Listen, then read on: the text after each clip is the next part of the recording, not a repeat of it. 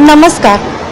Thane railway स्थानकाच्या platform क्रमांक 6 वर आज 30 ते 35 प्रवाशांवर कारवाई करण्यात आली आहे.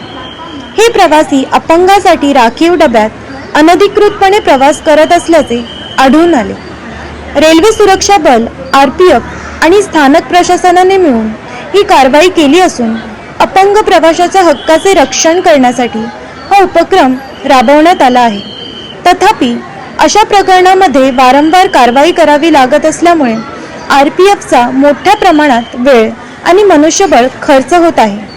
सदर परिस्थितीला आळा बसावा यासाठी रेल्वे प्रशासनाने दंडात्मक कारवाई अधिक वेगाने आणि नियमितपणे लागू करण्याची गरज आहे, अशी मागणी सामाजिक कार्यकर्त्यांकडून करण्यात येत आहे. अपंग प्रवाशाच्या डब्याचा सन्मान आणि त्यांचा प्रवाशाचा हक्क सुरक्षित ठेवण्यासाठी ठोस आणि तातडीचे उपाय राबवणे ही काळाची गरज असल्याचे सर्वांनी मत व्यक्त केले आहे.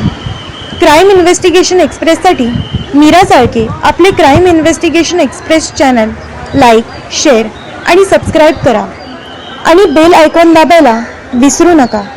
धन्यवाद.